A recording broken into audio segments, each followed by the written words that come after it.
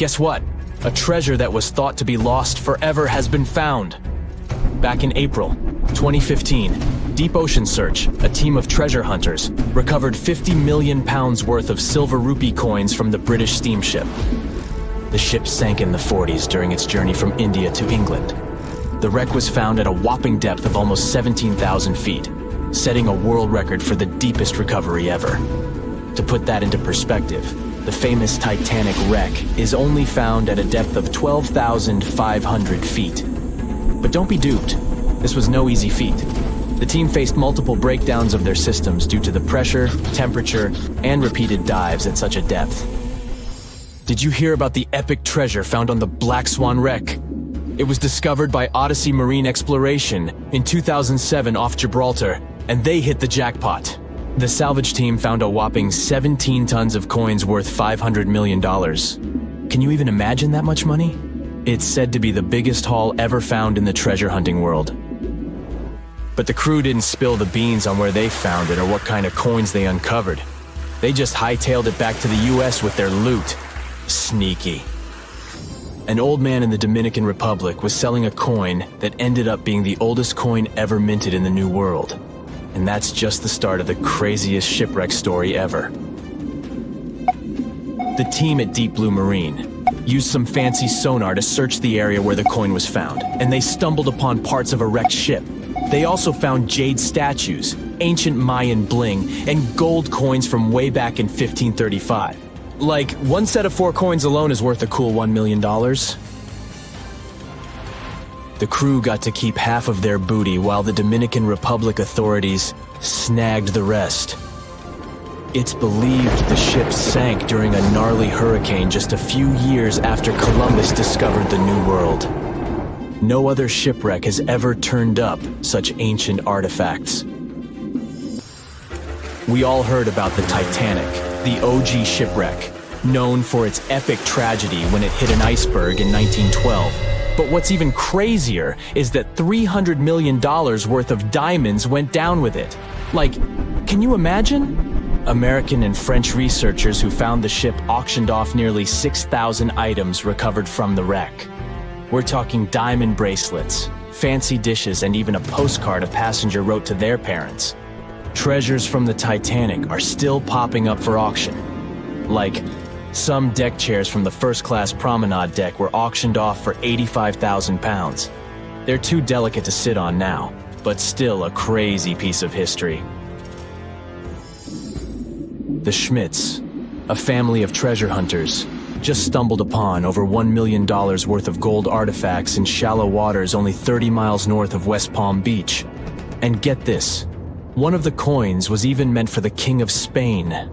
These treasures were part of the 1715 treasure fleet that sank 300 years ago due to a massive hurricane after leaving Havana, Cuba. Can you believe it was only 15 feet deep in the water? They found 51 gold coins and 40 feet of ornate gold chain. Talk about hitting the jackpot. Brent Brisbane, the owner of 1715 Fleet Queen's Jewels, LLC, said those finds were important not just for their monetary value, but their historical importance. But there's more.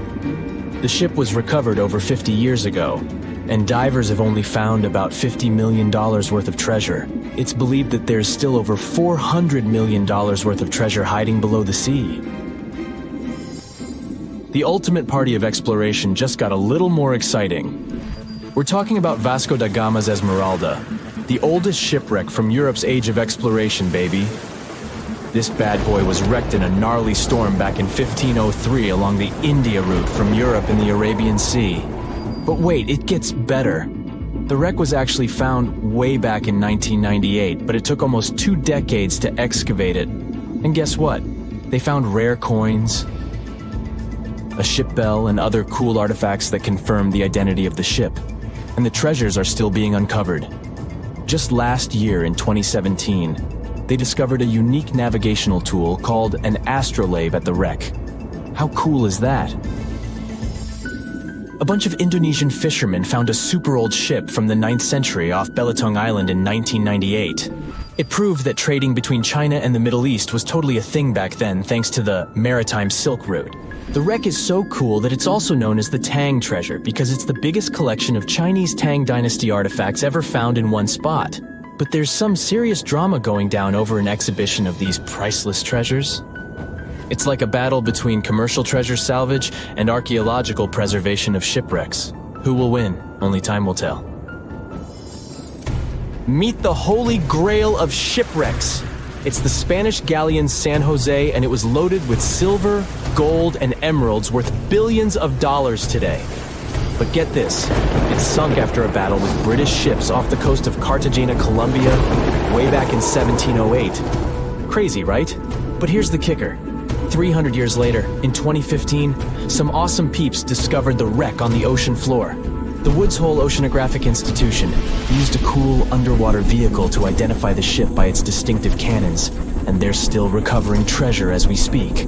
So, if you're feeling lucky, keep your eyes peeled for other hidden treasures that haven't been found yet.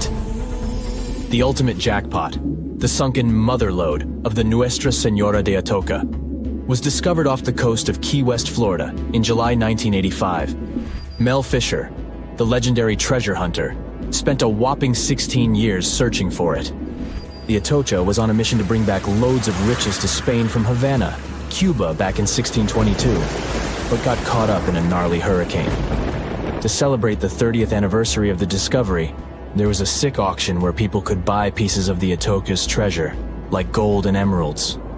If you're keen to see more of this epic haul, head to the Mel Fisher Maritime Museum in Key West. The whole shebang is worth around $450 million, no biggie. Hey, have you ever dreamt of finding buried treasure and becoming a millionaire overnight? Well, guess what? It's not just a dream. Meet Forrest Fenn, the man who hid a chest filled with $1 to $5 million worth of treasure in the Rocky Mountains. And get this, it took 10 years for someone to finally find it. Fenn announced the treasure hunt back in 2010, and over the years, tens of thousands of people set off to look for it. The treasure chest was filled with 265 American gold eagles and double eagles, ancient coins, gold nuggets, and more. But finding it wasn't easy. Fenn used a poem with 24 lines that had hints in it, and it took some serious decoding skills to figure out where the treasure was hidden. Finally, in June 2020, the long-awaited news came. The treasure had been found. The lucky winner was Jack Stueff, a former journalist and medical student. The treasure was hidden under a canopy of stars in the forest in the Rocky Mountains, and it was so well hidden that not all the advertised treasures were found in the chest. But don't let that stop you from trying your luck at finding buried treasure. Who knows? Maybe you'll be the next lucky winner. And if you need some inspiration, just remember that Forrest Fenn's only goal was to give people some hope. So why not give it a shot and see what you can find? Who knows, maybe you'll become a millionaire too. People are shouting and waving their hands in the auction room. The presenter can't calm everyone down because the lot on the table is the most expensive dirt in the world. Its price is about $9 billion. But it's really hard to imagine its real value. Because it's dirt from Mars. It's so expensive because it's going to take 1 decade, billions of dollars, and 3 space missions to deliver the dirt here to Earth. And we've already started the first mission. On July 30th, 2020, a single-use Atlas V rocket was launched from Earth's surface towards Mars. The cost of launching such a rocket is about $109 million. The rocket carried the Perseverance rover and Ingenuity drone. The flight took about 7 months. On February 18, 2021, the rocket finally reached its destination. The landing module carrying the rover and drone was launched into the atmosphere of Mars. The robotic heroes traveled inside a capsule faster than the speed of sound. Underneath, the capsule was protected by a heat shield to keep its valuable cargo from burning due to high temperatures. It was time for the team at NASA's Mission Control Center to clench their fists in hope that the landing would go smoothly. The entire process was automatic. Once the cargo capsule entered the atmosphere of Mars, a parachute successfully opened. This reduced the speed of the capsule to 1,400 feet per second. As soon as its drop speed went down to subsonic, the heat shield was dropped.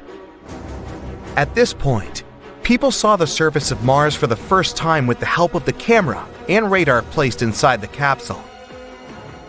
The capsule was already moving at speeds comparable to that of a supercar on a racetrack.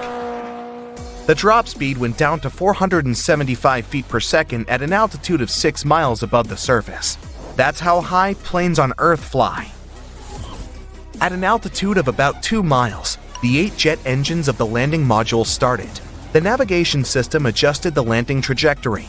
The landing module then separated from the parachute capsule and began its independent descent at a speed of 245 feet per second.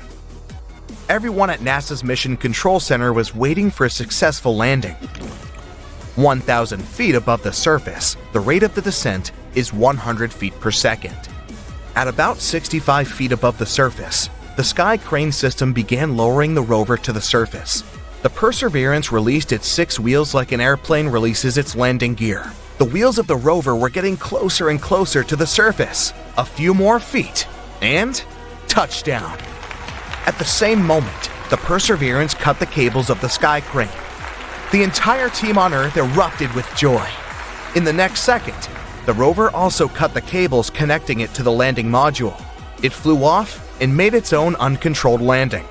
In other words, it crashed into the surface of the red planet. The second step of the mission that's supposed to deliver the most expensive dirt in history to Earth began with collecting samples. This phase actually started long ago on Earth. The rover carries 43 titanium tubes. Each of them can hold a soil sample the size of a human pinky. While preparing these tubes in a laboratory on Earth, scientists first blew some air through the tubes. Then they bathed them in tubs with acetone and other chemicals to make sure no bacteria remained inside. Then they were placed in an oven, heated up to 300 degrees Fahrenheit for 29 hours. When Perseverance collects samples in these tubes, they can be stored there for at least 10 years. By comparison, lunar soil samples put in sealed boxes could only be stored for 10 days. Perseverance also has a lot of equipment and spectrometers to research samples. It even has a powerful laser. The rover can melt solid rocks into plasma and then analyze their composition. Scientists hope to find traces of living organisms in these soil samples. That's exactly why Perseverance landed in Jezero Crater. This crater is as wide as the Great Salt Lake and was once filled with water. You can see dry riverbeds and clay deposits there. This makes scientists believe that once there was water in that region. And since water is the basis of all life, researchers hope to find traces of its existence here. Another goal of Perseverance is to test the technology that will make it possible to produce oxygen on Mars. People would need it for breathing and as rocket fuel. To do this, the rover uses MOXIE, which stands for the Mars Oxygen In Situ Resource Utilization Experiment. This is a box the size of a hamster cage that weighs as much as a large dog. Its purpose is to pressurize Martian air so that it resembles that on Earth and then heat it up. A chemical reaction with a special metal inside the box is supposed to break one atom of oxygen from carbon dioxide. As a result, we'll have carbon monoxide and pure oxygen. If this technology proves successful, it'll be scaled 200 times. This way, we'll produce enough oxygen for astronauts to breathe and for rockets to be launched back to Earth.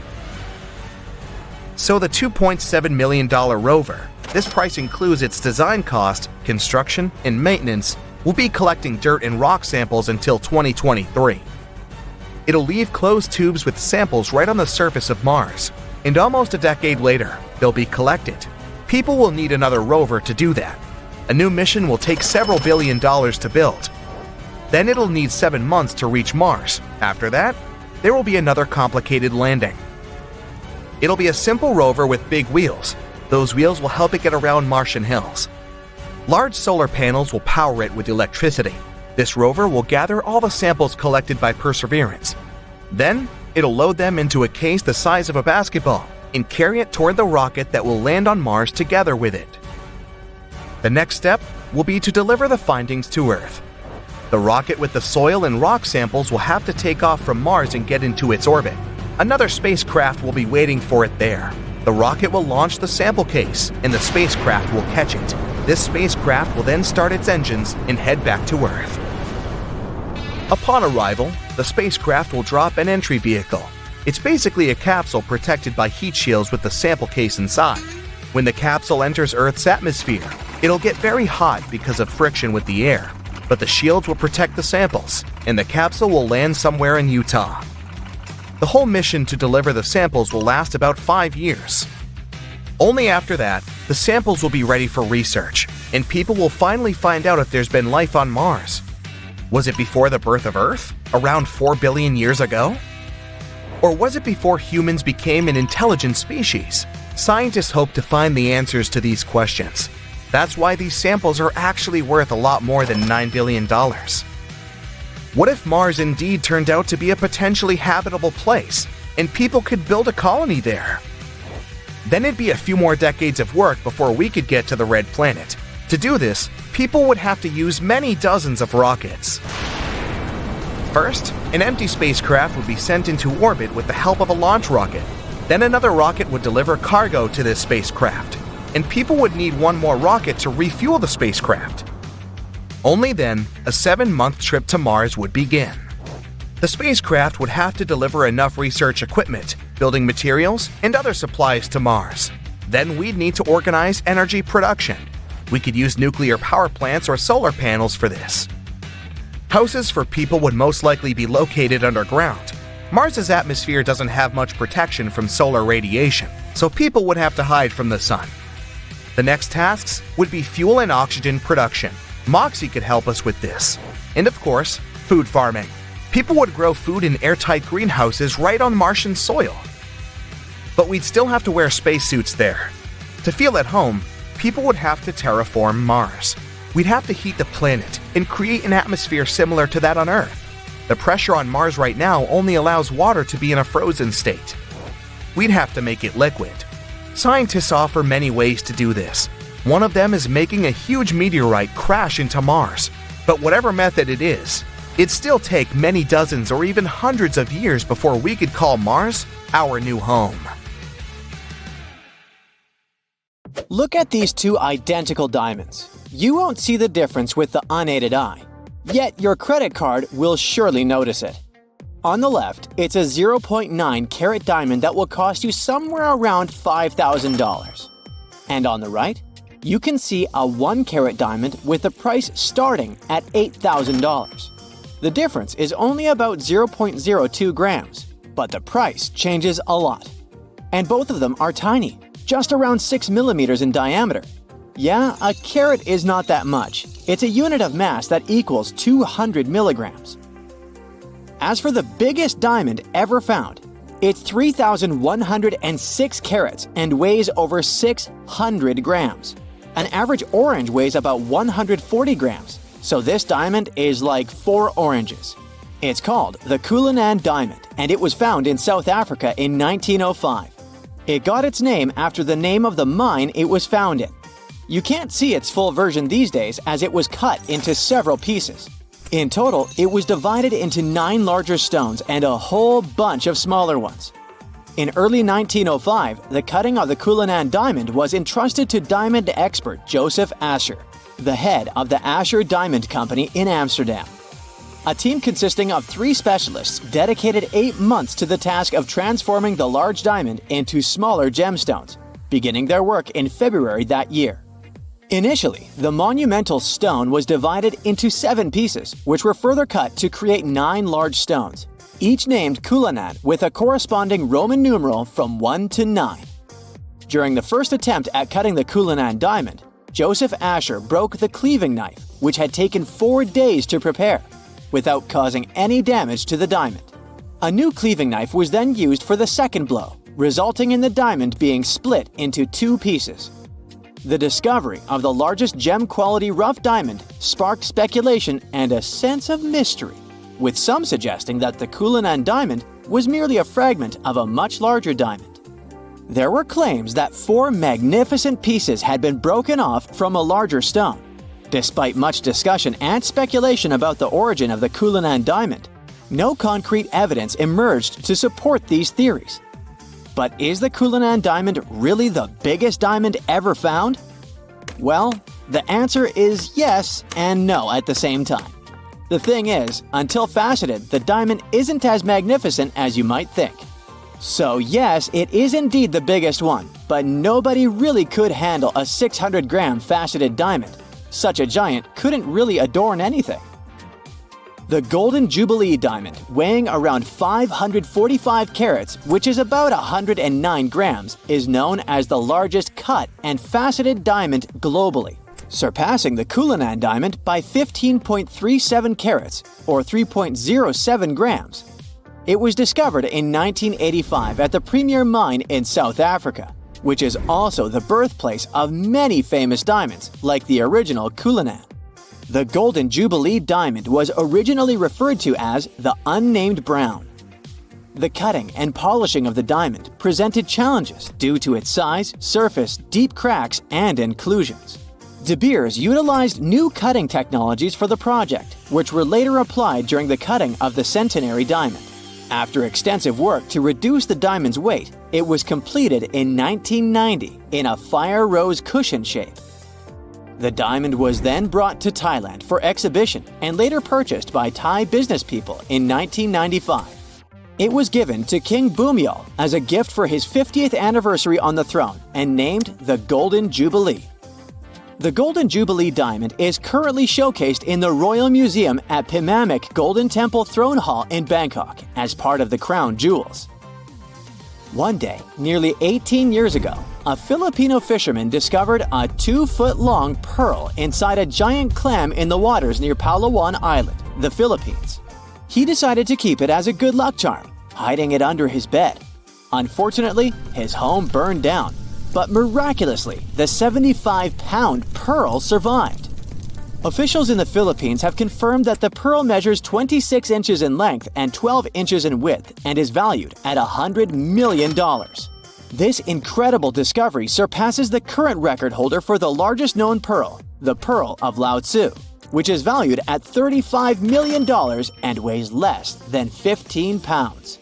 The Pearl of Lao Tzu was also found off the coast of Palawan in 1934 and is currently displayed at Ripley's Believe It or Not Museum in New York.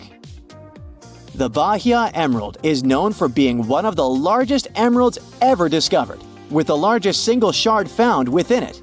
It weighs approximately 752 pounds and originates from Bahia, Brazil. The gemstone narrowly avoided flooding during Hurricane Katrina in 2005 while being stored in a warehouse in New Orleans. An ownership dispute arose after the emerald was reported stolen in September 2008 from a secured vault in South El Monte in Los Angeles County, California. However, the emerald was eventually located and the case was brought to a settlement. Although the gemstone has been estimated to be worth around $400 million, its true value is still uncertain. A couple of years ago, a Sri Lankan gem company reported the discovery of what they claimed to be the world's largest single natural blue sapphire, weighing 683 pounds. Let's see what jewelry you could make from this behemoth stone. A blue sapphire with such a gigantic weight could be turned into 1,549,016 1-carat stones adorning engagement rings. The owners intended to auction off this gemstone after it had been officially valued. The Gemological Institute in Ratnapura, which initially owned the gem, declined an offer of more than $1 million from a potential Middle Eastern buyer. They estimated that the gem's real value was around $100 million. The discovery of the El Dorado rough topaz in 1984 in Minas Gerais, Brazil, was a significant event, with the rough stone weighing an impressive 81 pounds. However, after being cut and polished, the finished gemstone ended up weighing only 13.6 pounds, resulting in a loss of 83% of the original weight. This drastic reduction in weight was primarily due to the removal of non-gem quality material from the rough stone in order to create a high-quality product with an excellent cut, color, and clarity. The final product was a stunning faceted topaz with a perfect emerald cut, good clarity, and a desirable yellowish-brown color. Weighing 31,000 carats, the finished stone became the largest faceted topaz and gemstone in the world. The name El Dorado has since been used metaphorically to describe a place where wealth can be quickly attained. Additionally, it's been associated with El Dorado County in California and various other towns and cities across the United States. The term has also come to symbolize something highly sought after, though it may be elusive or never found. A ruby weighing 55.22 carats was recently sold at auction for a record-breaking $34.8 million, making it the largest and most expensive ruby to be sold this way. The gem was discovered in Mozambique and named Estrela de Fura, which means Star of Fura in Portuguese. Sotheby's, the auction house that handled the sale, described the ruby as extremely rare and significant in the world of gemstones. While diamonds typically dominate record gemstone sales, rubies are also highly prized for their rarity and value. The previous record for a ruby sold at auction was set by the Sunrise Ruby in 2015.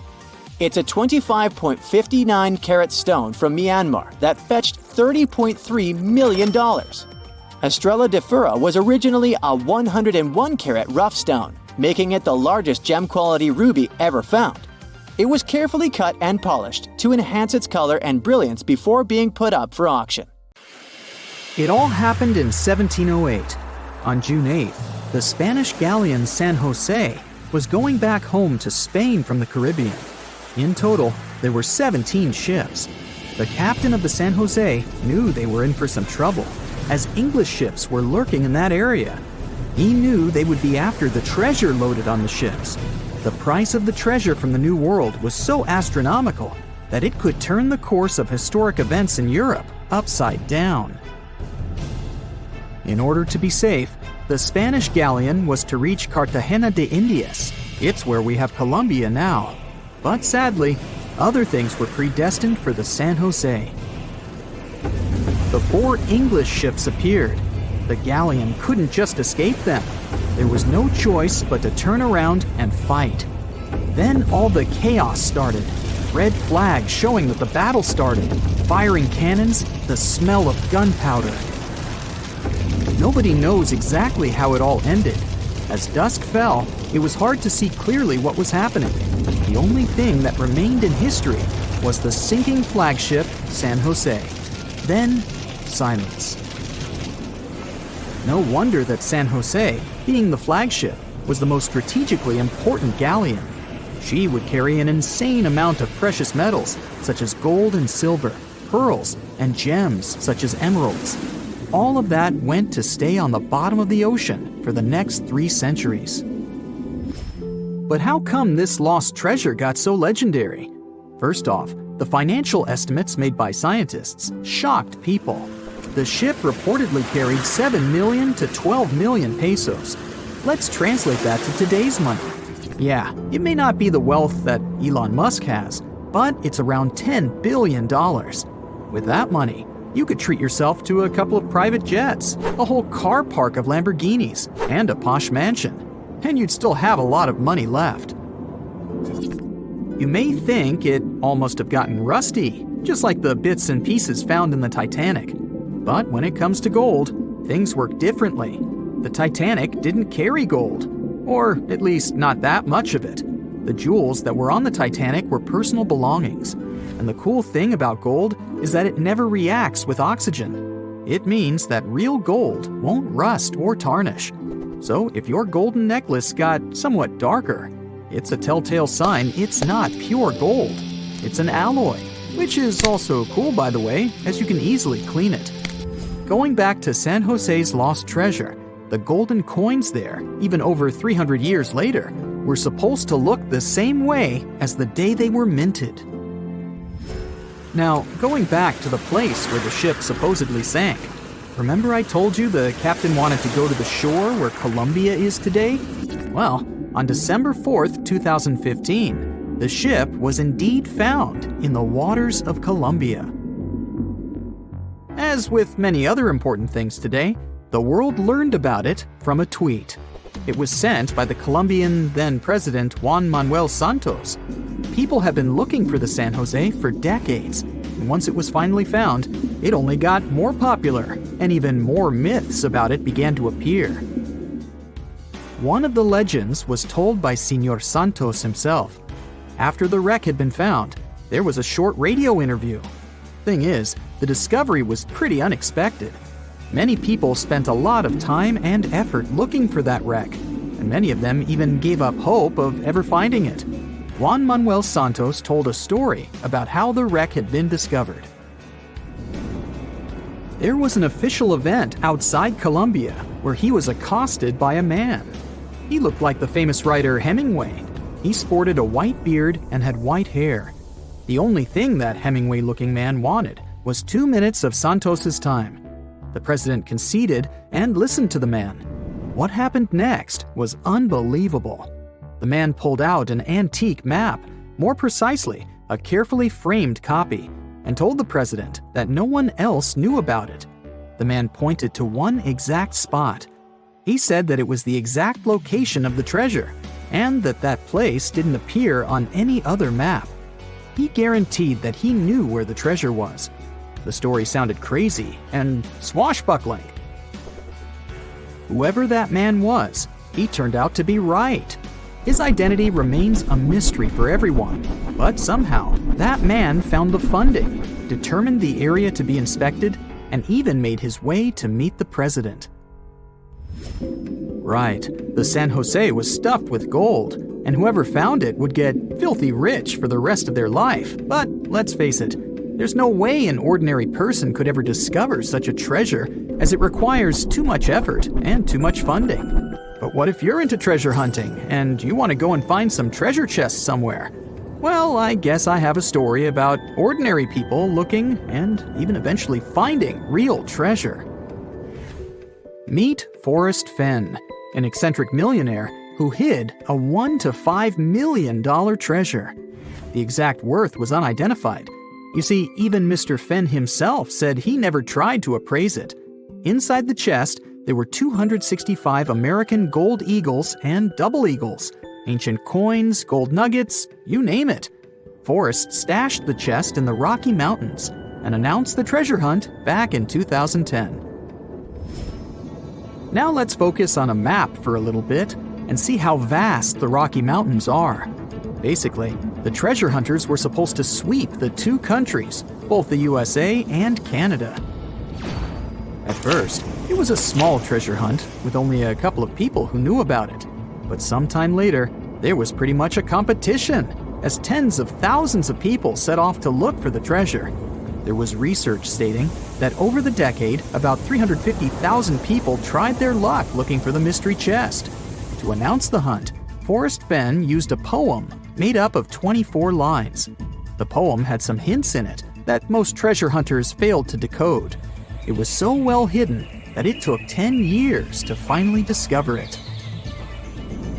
There was also a blog called Thrill of the Chase, and on June 6, 2020, Mr. Fenn finally posted the long-awaited news.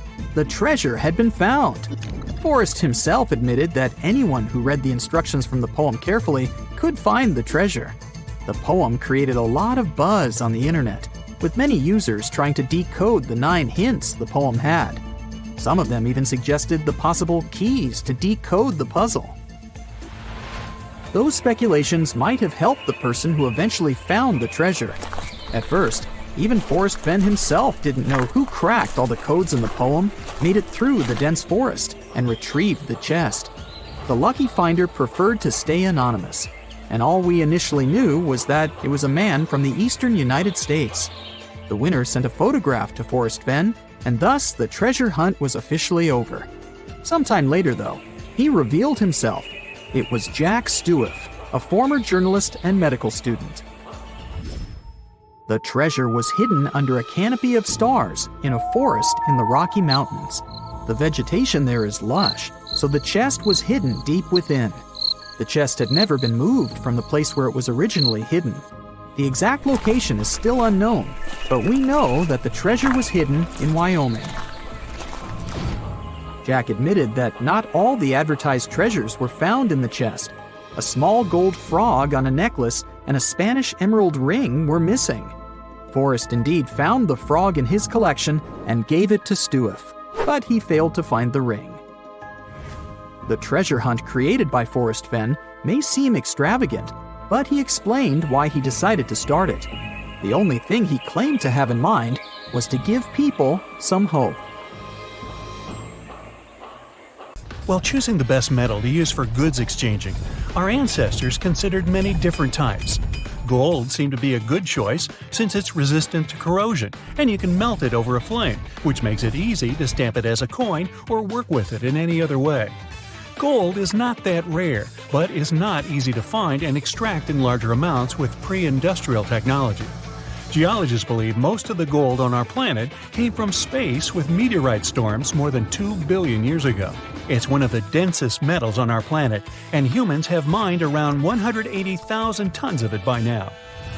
If you want to tell if the diamond you're holding is real or fake, breathe out on it. The genuine diamond will remain transparent, while the fake one will get foggy. There are more ways that you can shuffle a single deck of 52 cards than there are atoms on our planet.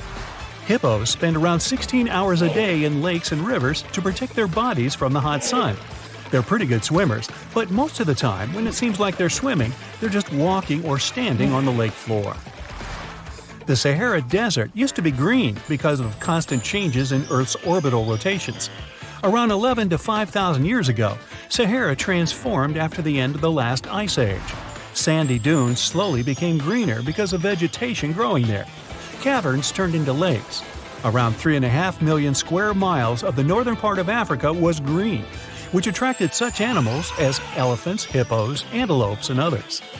The definition of a desert includes low precipitation, which means very, very rare rainfall or even snowfall.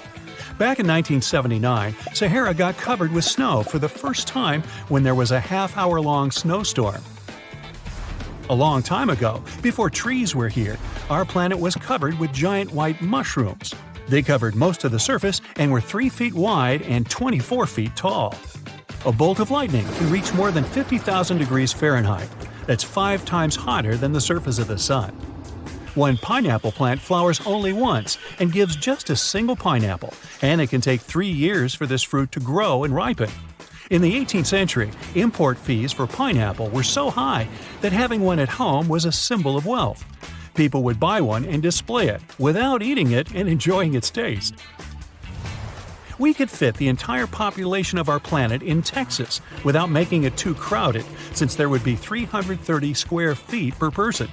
The area of Texas is almost 270,000 square miles. If you accidentally forget you have a honey jar inside and someone finds it a couple of centuries later, they will still be able to eat it because honey is one of those foods that can be preserved for a really long time. Honey is rich in sugar and contains little water, so bacteria can't grow there. It also contains hydrogen peroxide that prevents the growth of microbes. Scientists even found 3,000-year-old and still perfectly edible honey while excavating Egyptian pyramids. Some other things that can last almost forever are white rice, vinegar, soy sauce, and dried pulses. A bookworm is not just an expression for a person who's really into reading books, but an actual insect that eats microscopic mold and makes holes in poorly kept books. Stoats, also known as the short-tailed weasel, have specific tactics to catch rabbits. They jump, spin, and twist around, which is like they have some kind of dance performance to get their attention. Rabbits start enjoying the show while a stoat is getting closer. Bubble wrap was initially meant to be wallpaper. The creators wanted to invent plastic wallpaper with some kind of paper backing. Another kind of bubble wrap is performing hip-hop while covered in lots of suds. I made that up. The Eiffel Tower needs to get repainted every 7 years, which takes a lot of paint. The total amount weighs the same as 10 elephants. It also grows up to 6 inches in the summer because the iron it's made of expands due to the heat. The arches you see at the base of the Eiffel Tower are there for aesthetics. The original design included the 4 big pylons at the base to support the entire structure. People who were building it thought it didn't look that stable, and they worried visitors would be afraid to go in. They decided to add the arches around the base to make it look safer. Also, there's a secret apartment at the top of the tower Gustav Eiffel, the designer, intended for himself. Jupiter has a mass of over 3 times larger than the mass of our planet. It also has 69 moons, with a couple of them up to 37 miles in diameter. but most of them are barely 1 mile wide. Russia has a larger surface than Pluto, by more than 150,000 square miles. Russia has over 6.6 million square miles, while Pluto has only 6.4 million square miles of surface. Russia is also a heck of a lot easier to get to. If you take all the planets in our solar system and got them together, they could fit between the Earth and the Moon. The average distance is almost 240,000 miles, and the overall diameter of all planets standing next to each other is slightly above 233,000 miles. The Pacific Ocean is bigger than all land masses on our planet put together. Some sharks live inside active underwater volcanoes. Scientists discovered the so-called sharkanos, but couldn't get too many details by sending divers to investigate, since, it's too dangerous. Speaking of sharks, they've been on the Earth for around 400 million years, which is approximately 50 million years more than trees. If you're somewhere in the wilderness and hear a tiger's roar, don't worry. It doesn't have to mean the animal is very close to you, since their roar can be heard even 2 miles away. But they are very fast, though. It's relatively safe to stand on 3-inch thick ice covering a water body because this width is supposed to support one person. 4 inches of ice is enough to be safe for a group of people, and 36 inches can take 110 tons of weight. Avocados never ripen while on the tree, so farmers tend to use those trees as some kind of storage to keep avocados fresh until they pick them and sell them. Starfish are pretty exciting creatures with no blood or brain. However, they do have a nervous system and are sensitive to some things such as light or touch, but don't have a centralized brain as we do. They pump seawater throughout their body, which is some kind of blood replacement. Water brings essential nutrients which help its organs to function. Starfish have eyes at the tips of their arms. They're not good at seeing details as ours, but starfish can recognize different light shades, which helps them navigate their surroundings and hide from bigger predators or hunt for food. The shortest commercial flight in the world is in Scotland, between 2 isles, Westray and Papa Westray. The distance is only 1.7 miles, and the flight takes only 90 seconds. Getting through security takes longer. One of the world's most famous painters of all time, Vincent van Gogh, sold only 1 painting during his lifetime. Now his paintings decorate literally everything, from shower curtains and coffee mugs to the most prestigious museums. The biggest snowflake ever was a 15-inch giant, the size of a frisbee. A platypus can give you one of the most unpleasant stings a human might experience, because these animals have poison glands in their hind legs. They use a hollow spur on their heels to release the venom. Cats have more toes on their front paws. Like plenty of 4-legged mammals, cats have 5 toes on the front, but they only have 4 toes on their back paws. Scientists believe that might help them be faster.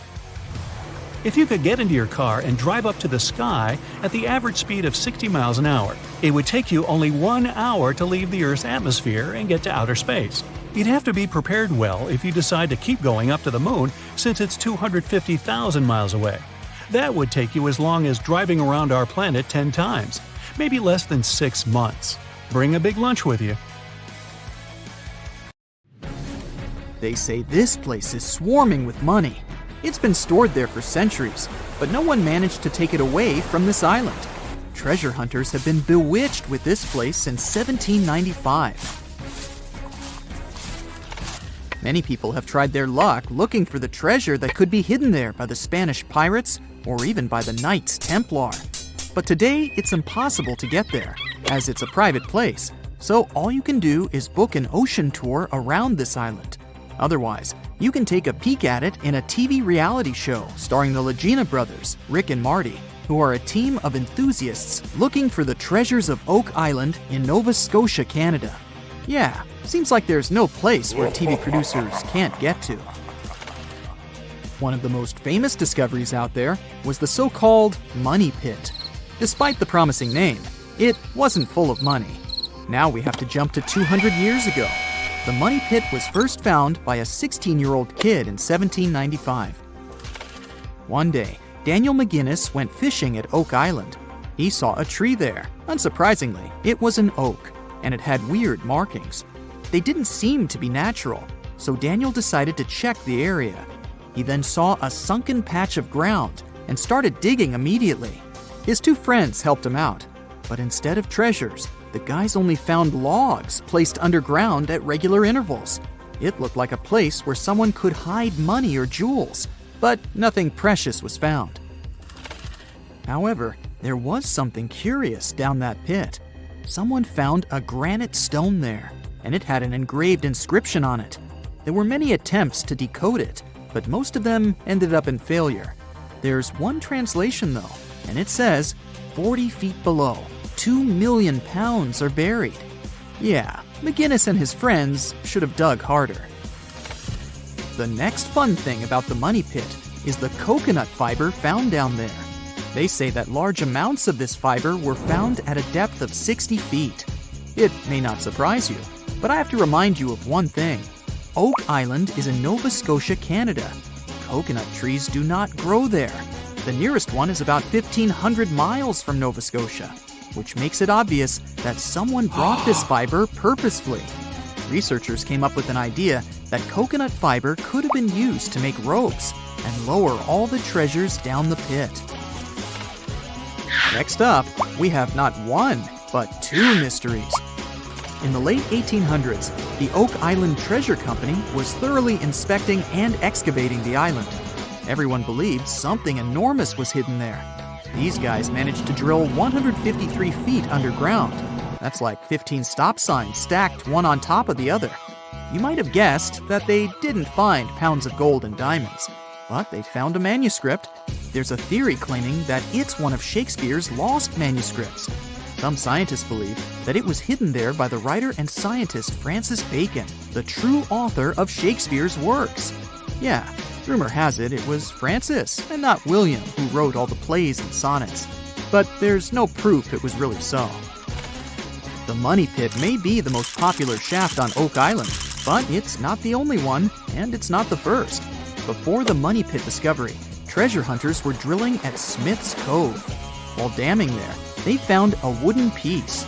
It was a U-shaped formation that had Roman numerals. After a more thorough inspection, the specialists realized it was supposedly dated to 1769. The Money Pit was discovered 26 years later. This fact created many speculations that this structure might have been part of the real shaft with treasures everyone was looking for. Now, look at this Templar coin. It wasn't the first discovery on the island, but it was crucial in some way. Even if it may not sound like a big deal today, in medieval times, those coins would amass an insane amount of wealth. They were typically stored in European fortresses. For the treasure hunters, this coin was a sure sign there was more to be found on the island. The logic is simple. If there's one coin of that kind, there must be something else. And they were right. It wasn't the only Templar discovery. On the southwest shore of the island, a crossbow bolt was found. Experts say it dates back to the 13th century. But, once again, that wasn't something the treasure hunters were after. Some more coins were found on the island. Rick and Marty Legina retrieved this precious piece from a swamp. The coin is made of copper, and this time, it originated from Spain. When it was found, the Legina brothers could only see the number 8 engraved on it. But later on, some experts studied this coin and claimed it was made sometime around the 17th century. They managed to clean it well and saw the date 1652 engraved on the back of this coin. There's a theory stating that Spanish explorers found some treasure but hid it instead of taking it to the king. So maybe this coin just dropped out of the chest full of coins and jewels and is part of the treasure everyone was after. Or someone could have accidentally lost it while looking for the treasure. Who knows? One more famous treasure hunter is Gary Drayton. Gary and his team, together with Rick Legina, came across 2 coins while metal detecting the island. Those were 17th century King Charles II Britannia coins. One of them had a very clear inscription on it, stating that the coin was minted back in 1771. Another swamp treasure of possibly Spanish origin is also here. This time, it's a silver ring. A specialist studied it closely and reported that it had been repaired twice. The ring was once made bigger, and it was also made smaller once. It's decorated with a floral design, which was popular in Europe in the 1730s. Among all the other curious things, Rick and Marty Legina found a silver button at Isaac Point. The button's pretty old. It supposedly dates back to the middle of the 18th century, and the notorious money pit was discovered later. This is why it wasn't a big deal of a find. It could simply belong to some farmer peacefully raising livestock on the island. There's no official record of any chest full of gems and coins found on Oak Island, but enthusiasts did find some jewels there. First off, the team found a brooch with a magnificent red gem. They mistakenly thought it was a ruby, but a professional gemologist stated it was a garnet. The piece was made of silver, and it's pretty old. Experts believe it was made around the 15 or 1600s. Another brooch they found didn't have any gems on it, but it had an intricate design. It's a brooch with a leaf design and an ornate rope. There are 13 branches of the leaf, which instantly created more mystery to the whole treasure hunting. First off, there's a carving with a 13-branched tree on a rock on the north shore of this island. What's more, many people believe that the number 13 is important to the Knights Templar. The enthusiasts also found a brooch not far away from the place where Daniel McGinnis, the guy who found the money pit, lived. The brooch was shown to a professional gemologist, Charles Luton Brain. He had to break it to the team that there were no gems adorning this piece of jewelry. In fact, the stone that seemed to be a gem was just a piece of glass. It was processed using a special technique though, so it was leaded glass. The enthusiasts decided to study the brooch even more and found out that part of the brooch was made of gold. The specialists claim that the brooch dates back to the 14th century. Was it the treasure everyone was looking for? Back in May 2015, David Hull took his metal detector and went looking for gold. He picked the perfect spot for it. Mayaborough near Melbourne, Australia, was the top location down under during the gold rush in the 19th century. The detector beeped, showing there was something precious hiding in the ground. David found a very heavy reddish rock with a weird, dimpled surface resting in some yellow clay. As it turned out later, the find was indeed priceless, but only for science. David took the rock home, hoping he'd be able to open it and find a gold nugget inside. He tried a rock saw, an angle grinder, and a drill, and put the rock in acid. Nothing worked. Not even a sledgehammer did the job. A couple of years later, he decided to take the rock to Melbourne Museum and finally find out what it really was. It turned out it was a meteorite, and a rare one. The geologist working at the museum was over the moon, as after years of looking at thousands of rocks that people had thought to be meteorites, he finally got his hands on the real thing. The space origin of the rock explained why it was so unusually heavy. It contained dense forms of iron and nickel, and those guys weigh a lot. And it got its dimpled surface because it started melting when it plunged through Earth's atmosphere. Scientists named the meteorite Maraborough after the place where it was found and used a diamond saw to study it better. They sliced off a sliver of the space rock and saw some tiny crystallized droplets of metallic minerals throughout it. Those minerals formed during the early years of our solar system. It means the space guest was around 4.6 billion years old. The researchers are still not quite sure where the meteorite came from or how long it's been on Earth, but they've got some guesses. Our solar system used to be a swirling mix of dust and chondrite rocks. Gravity did its thing and formed planets, but there were some leftovers, and most of them ended up in a massive asteroid belt. The Mayaborough meteorite likely took a detour from the asteroid belt between Mars and Jupiter. It got bumped out of there by asteroids crashing into each other, and one fine day, it decided to crash into Earth. Carbon dating says that this space rock has been chilling on Earth for somewhere between 100 and 1,000 years. There were meteorite sightings in the 19th century that could match up with when it made its grand entrance. The scientists say the Mayaborough meteorite is even rarer than gold. It's only the 17th meteorite ever found in the Australian state of Victoria and the second largest. In the 80s, David Mazurek from Michigan decided to buy a farm not far from Mount Pleasant. The new property came with a weird bonus: a large rock that kept the barn door open. The farmer explained the rock was a meteorite. It had literally fallen from the sky in the 30s. The farmer and his father found the crater the meteorite had left and dug out their guest from space, which was still warm. They couldn't think of a better use for it than to serve as a doorstop. I mean, what else can you do with a meteorite? The new owner got to keep the unconventional doorstop and must have grown fond of it. When he was moving to a new home, he took the rock with him and used it for the same purpose for another 30 years. Sometimes David will let his kids take it to school. It must have gotten some easy A's in physics and astronomy. Then he heard that other Michigan residents find and sell pieces of meteorites for some serious cash. Since his piece was an impressive 22 pounds, he decided to take it to Central Michigan University to find out its value. A local geology professor was getting tired of similar requests because, for around 18 years, she had to explain to people all the rocks they had brought her weren't meteorites at all.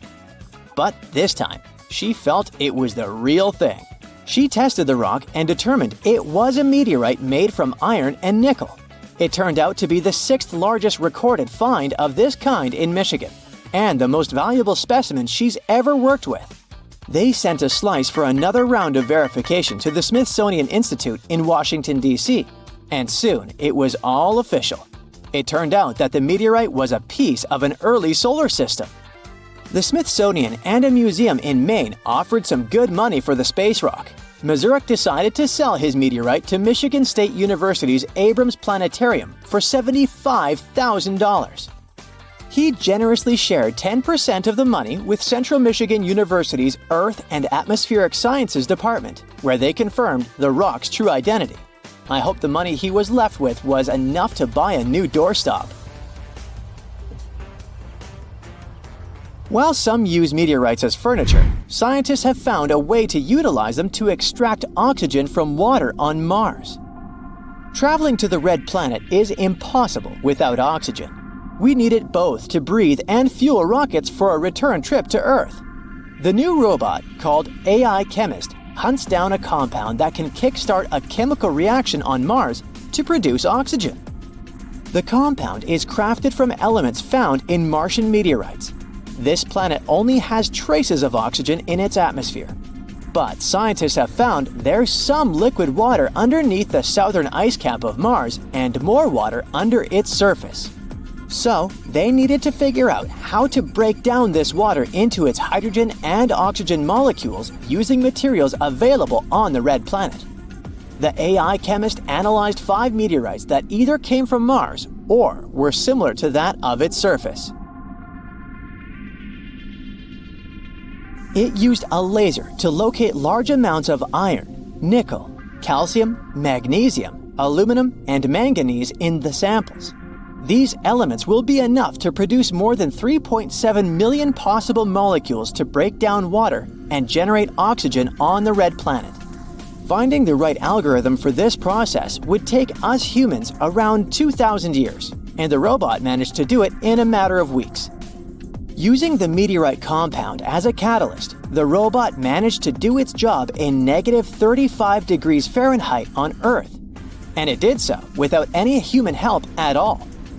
Now the question is, if it will be able to do the same on Mars, where the atmospheric composition, air density, humidity, gravity, and other conditions are trickier than on Earth. Other scientists previously managed to produce small amounts of oxygen fit for breathing up there. An instrument the size of a lunchbox on NASA's Perseverance rover compressed and heated carbon dioxide from Mars's atmosphere. It generated oxygen at around the same speed as a small tree. I think Matt Damon's character from The Martian would have loved all these advances in space science. Thousands of meteorites crash into our planet every year. 95% of them are thought to come from just 2 sources. 75% from the crust of a big asteroid, and 20% from the mantle of an even larger celestial body that bit the dust ages ago. But in May 2020, researchers stumbled upon some meteorite pieces in the Sahara Desert that were like nothing they'd seen before. They were labeled as ungrouped achondrites, a type of rock that formed from melted minor planets way back in the solar system's early days. This makes the find slightly older than Earth itself. But unlike others of its kind, this meteorite was made out of andesite, which made it even more unique. It could serve as proof that the early protoplanets in the solar system and a ton of other debris either got wrecked or joined forces in building the rocky planets we know today. If you come across a well in Portugal, resist the temptation to gaze into its depths. The inverted tower in the enigmatic city of Sintra sends chills through those who encounter it as it spirals down a daunting 88 feet into the underground. It certainly wasn't designed to collect water, yet its true purpose remains a closely guarded secret. Dating back to around 1904, this well could have been involved in a mysterious initiation tradition from the Knights Templar. The Templars had faded into history almost 6 centuries before the construction of this pit, but their enigmatic traditions were revived by later generations. So one theory says that candidates seeking to join the group back then had to confront their deepest fears by facing this well, descending its spiral staircase blindfolded. When they reached the bottom of the inverted tower, they removed their blindfolds and were faced with this frightening sight. The only way out of this dark labyrinth was to keep looking up and following the light. Now imagine yourself browsing the shelves of a used bookstore until you find a book with an alphabet you've never seen before. You decide to use an image translation app but find no matches. Intrigued, you buy the book. Then you show it to your friends and family, but nobody recognizes that alphabet. Rare book dealer Winfried Vonnig probably experienced the same frustration back in 1912, when he acquired what would later become the most enigmatic book in the world. The work is known today as the Voynich manuscript, and it's written entirely in an unknown language that no one has deciphered yet. The pages of this 15th century codex are filled with botanical drawings, but these aren't typical daisies or roses. In fact, they don't resemble any plant species that we know of. What makes things even stranger is the illustrations of unfamiliar constellations and women swimming in green baths. Delving deeper into the realm of mysterious texts, we set off on a journey to the Qumran Caves near the Salt Sea in the Middle East. In 1952, a team of archaeologists stumbled upon 2 scrolls made of highly oxidized copper at the site. Unrolling them was a major challenge, so they decided to cut the scrolls into 23 parts to investigate them. Imagine their surprise to see Hebrew words like gold and silver popping up. But no, it wasn't an ancient invoice. It was more like a treasure map, pointing the way to over $1 million. Unfortunately, the treasure was never found. Not for lack of trying, though. You see, the quest isn't as easy as it may appear. Some of the Copper Scroll's vocabulary is technical, and some geographical locations remain a mystery. There's also one last possibility. Perhaps it's all a work of fiction, like a pirate tale from the old days. People talk about Mona Lisa's almost haunting stare that seems to follow you no matter where you stand. But here's a quick question. Does she have eyebrows? You got it right if you said no, and her complete lack of eyebrows adds another layer of mystique to her gaze. The most common explanation is that beauty standards were different, and perhaps plucking the hairs above the eyes was a thing around 1503. But take a look at other Italian paintings from that time, like La Schiavona or Portrait of a Young Girl. Yep, eyebrows. So, not everyone was entirely pleased with this theory, like French inventor Pascal Cotte. He spent 3,000 hours analyzing scans of the painting to dig through all the layers of Leonardo da Vinci's masterpiece. Now, he claims that the Mona Lisa once had eyebrows, but they disappeared over time due to cleanings and restorations. Some historians, however, still question his findings, which means that Mona Lisa's style, or lack of it, remains an unsolved mystery. So, you decide to travel to Rio de Janeiro, and everyone tells you that Sugarloaf Mountain is a must-see.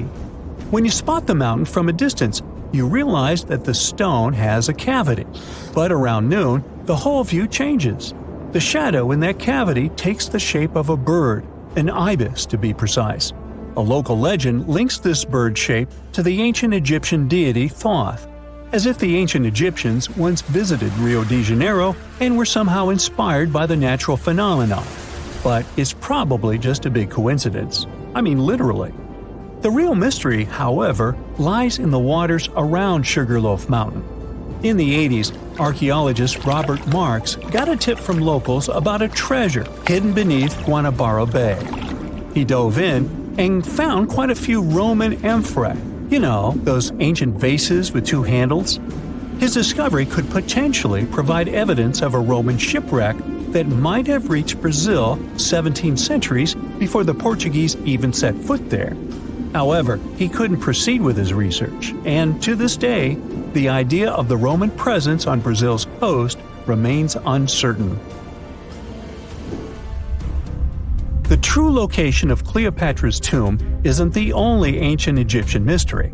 Many secrets are carved into the walls of ancient structures, like in the Temple of Seti I. Take a close look at this hieroglyph, and you'll notice that it resembles a modern-day helicopter. Look to the right, and you'll see an engraving that looks like a submarine. Odd, right?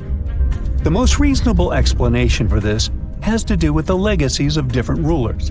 When a new pharaoh came to power, they had their own hieroglyphs added over the original ones. But this is still a topic of debate, as some Egyptologists believe that these mysterious hieroglyphs may represent some kind of ancient technology. The same applies to the Dendera light. The image found in the underground passageway of the Hathor Temple is a subject of significant controversy in Egyptian history. Some researchers suggest that the inscription simply represents a rising sun, while others interpret it as evidence of some kind of modern lighting system. And it does indeed resemble Crookes' tube, one of the early experiments with electrical discharges. Although there's no concrete evidence of ancient Egyptians having modern electricity, some historians believe that this theory could help explain why many discovered tombs don't have any residues left behind from the use of oil lamps or candles. A lot has been said about the mysterious pyramids of Egypt, but many people tend to forget that other inexplicable structures had already existed even before them. Our next stop takes us to Turkey. The top of a hill known as Göbekli Tepe, near the city of Urfa, holds an ancient secret.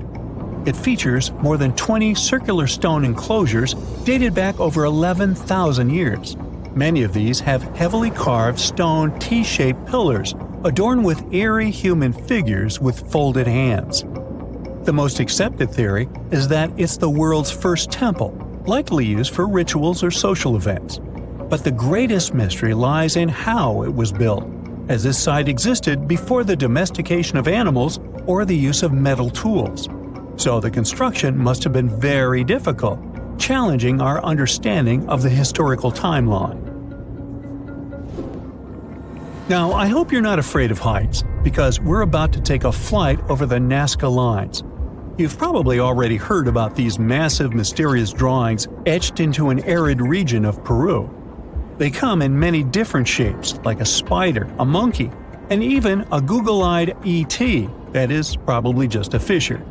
Anyway, this story got some fresh chapters in 2022 when an additional 168 new drawings were discovered. The original ones could only be seen from the air, but these new ones are much smaller and can be observed from the ground. However, one thing they have in common is that their purpose remains totally unclear. Some might call them the largest-scale calendar in the world. Others suggest that they served as a tool for agricultural purposes. Of course, many theories have emerged in an attempt to give the Nazca Lines a meaning, but the truth is that they remain some of the most important unsolved mysteries in history. Aristotle once said that gold was water solidified in the ground and mixed with the sun's rays. Others were sure that gold was made with the help of the philosopher's stone. When the ancient Incas first saw gold, they decided that this metal, falling from the sky, was the tears of a mythical creature. But its real origin seems much more epic. Let's go to a very distant past, to the time when there were no people or animals, to the time when dinosaurs didn't exist yet, to the era when the simplest forms of life were just being formed.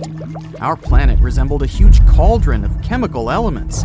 There were erupting volcanoes, earthquakes, and lightning flashes all the time. It was about 3.9 billion years ago. During this period, huge asteroids flew through our solar system. They fell on Mercury, Venus, Earth, and Mars. It's possible that asteroids also fell on the moon and left large craters on it. There was a real apocalypse on our planet. But fortunately, no one felt it because there was no life yet. Along with the destruction, the asteroids brought metals. But were there metals on Earth before that? Of course. The core of our planet is mainly made up of metals such as iron. From there, it spreads to Earth's crust, mixes with magma, comes into contact with oxygen, and combines with other elements. But how did they get into the core? Simple hydrogen and helium atoms merged and formed heavier elements inside giant stars. Then, supernovae exploded and formed big clouds of dust and gas. These clouds reached our galaxy and began to revolve around the sun. Over time, this dust and the remnants of stars formed planets. One of them was our Earth. Metals lying in the bowels of our planet are difficult to get, and we wouldn't have the technology we have now if it wasn't for that meteor shower that left metals on Earth's surface. There are two theories. The first suggests that powerful supernova explosions far from our universe formed a lot of metals from the periodic table. During the explosion, nuclear fusion started, and it created atoms of gold. Then the blast wave threw those hot pieces in different directions. They flew for a long time, cooled down in cold space, and reached our solar system. Another theory says that gold and other metals appeared because of the merger of two neutron stars. These are powerful giant stars that are many times smaller in size than the Sun, but several times heavier than it. These are objects with tremendous gravitational force and density. Their collision formed an intense gamma-ray burst of radiation that could synthesize gold. In 2017, astrophysicists observed the collision of two neutron stars for the first time. They found traces of heavy metals, including gold, using gravitational wave detectors. So this theory seems more likely. And what if we go even further? Where did stars come from? Clouds of dust and gas are scattered throughout the universe. They mix, combine into one mass, and grow like a snowball. They squeeze each other and form a gravitational force. When all the material collapses, it starts to heat up. And then, this surge of energy creates a star. Some physicists assume that stars, during their lifetime, can produce most of the elements of the periodic table. If this theory is true, then our body also consists of stars. We may be part of some gigantic supernova that exploded billions of years ago at the other end of the universe. More than 50 years have passed since the appearance of this theory, but no one has proved or disproved it. Okay, let's get back to gold. One of the largest gold deposits in the world is in southern Africa. Scientists believe that the precious metal appeared there more than 2 billion years ago after the fall of a giant meteorite.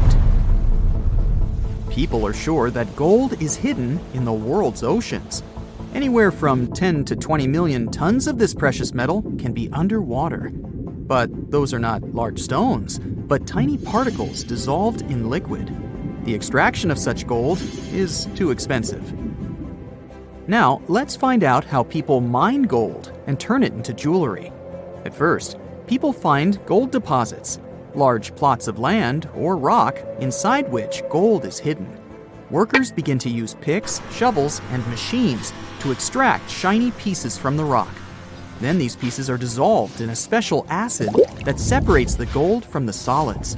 After that, other substances get removed from the precious metal by melting or using gaseous flora. When the gold is purified, it's checked for purity. 99.9% is the benchmark. Done! Your gold is ready to use. You can turn it into jewelry or part of an electronic device. The rarest metals on Earth also got here from stars. I'm talking about rhodium and iridium. They are several times more expensive than gold, not because of their beauty, but because of their practical value. For example, rhodium and iridium can turn harmful gases into harmless ones, and 90% of the demand for this metal falls on the automakers market. People use these metals in the manufacturing of auto catalysts. They are needed to clean harmful exhaust. When toxic substances produced during fuel combustion come into contact with these precious metals, they become their safer forms. A microlayer of rhodium and iridium is applied to the walls of the catalyst cylinder. Gold, platinum, rhodium, and iridium are the most expensive metals. But what about the most durable ones?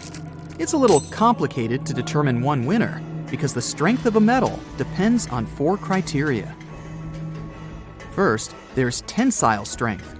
This is the ability of a metal to resist tearing. For example, modeling clay has a low tensile strength because you can easily stretch it in different directions. Among metals, tungsten is perhaps the most difficult to stretch. Another criterion is compressive strength. This is the ability of a metal to resist compression. And here, chrome is one of the strongest. The third criterion for the strength of metals is yield strength. To test this, you need to make a rod or beam from any metal and then try to bend it and break it. The metal that shows the greatest resistance has a high yield strength level, and titanium is pretty good for that. And the fourth criterion is impact strength. This shows how strong the metal is when it gets dropped or hit. In this regard, iron shows a good result. Each metal has its own strong and weak sides. Chrome, for example, has a high resistance to compression, but it's weak if you try to stretch it. Therefore, people make metal alloys to combine their strengths. Okay, we've learned about the rarest and most expensive metals. And what about other elements? What's the rarest substance in the world?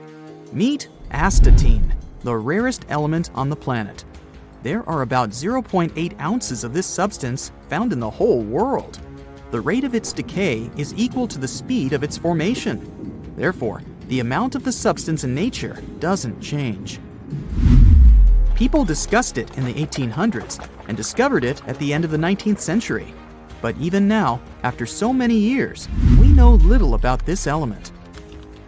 In 1869, the creator of the periodic table, Dmitri Mendeleev, learned that there was a certain substance numbered 85 in the group of halogen elements. This group of nonmetals includes such substances as fluorine, chlorine, bromine, and iodine. So astatine is considered the heaviest of all known halogens and most similar to metals.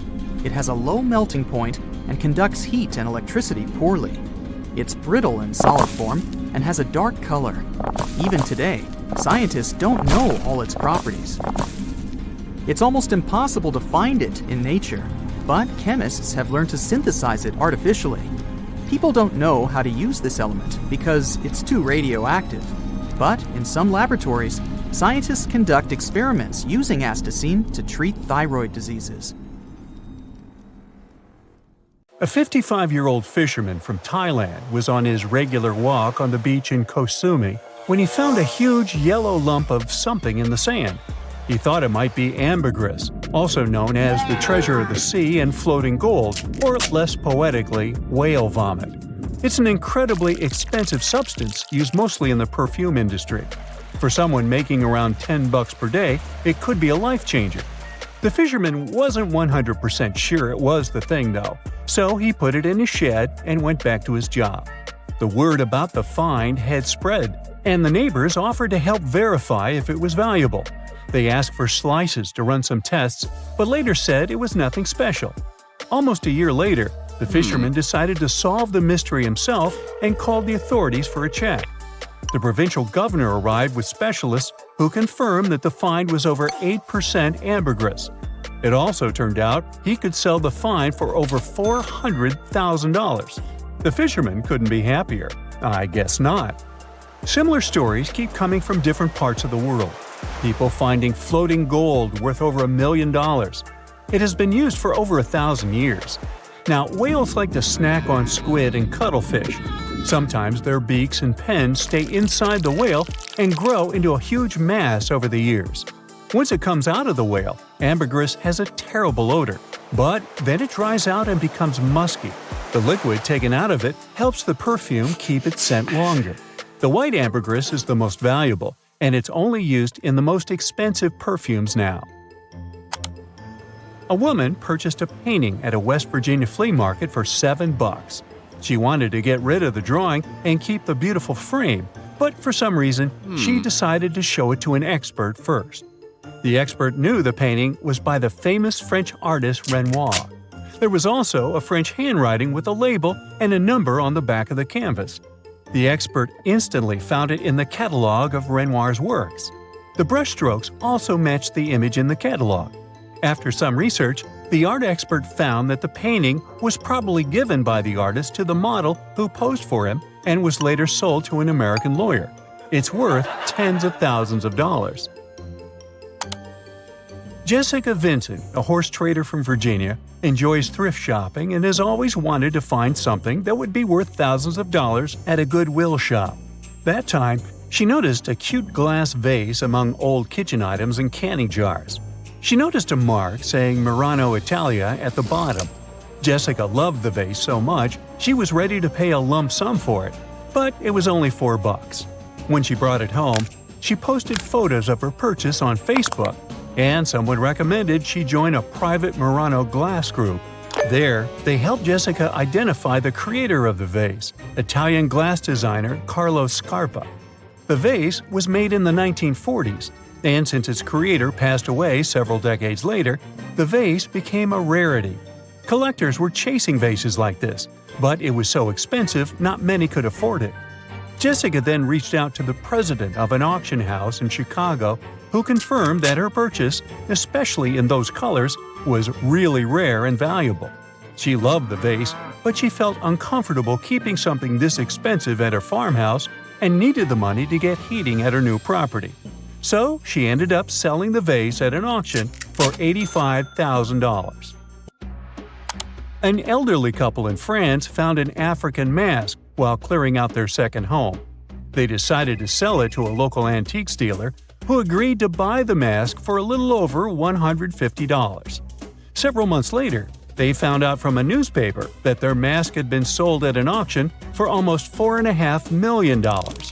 It turned out to be a rare mask made out of kaolin-coated cheesewood and used in rituals in an African secret society.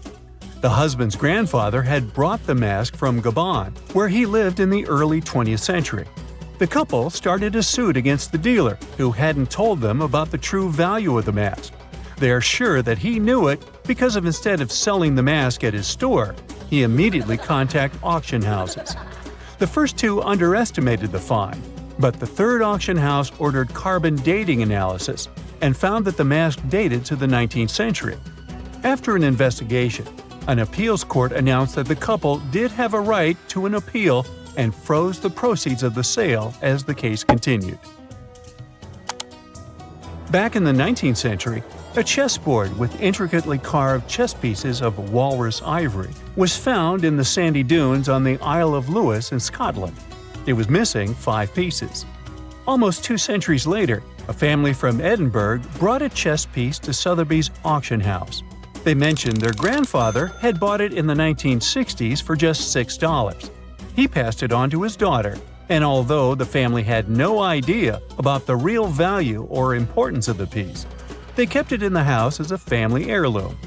As the Sotheby's staff examined the piece, they realized it was a 12th or early 13th century Lewis chess piece from the famous set. The other Lewis chess pieces ended up at institutions like the British Museum and the National Museum of Scotland in Edinburgh. The intricate craftsmanship, the historical significance, and its incredible journey all added up to the value of the piece, which sold at an auction in London for over $900,000. A lady in the UK was shopping at a car boot sale and got a 26-carat diamond ring for $13. She was sure she was buying a piece of costume jewelry and casually wore it around for 30 years. One day, she decided to check if the ring was worth more than $13 with a local jeweler. The rock turned out to be a cushion-shaped diamond set, which most likely belonged to a really rich person, probably royalty, from the 19th century. It was before modern diamond mines were discovered, and there were really few of those rocks available in the whole world. It was so hard to recognize a diamond in it because it didn't look like the sparkling bright jewel we're used to. This one was made for candlelight and had an old-fashioned cut and mount, which darkened over time. The silver had tarnished, and there was most likely some dirt on it. The ring went off to Sotheby's fine jewel auction in London for almost $850,000. Experts say the new owner can recut it to make it look more modern and then could be worth many times that price.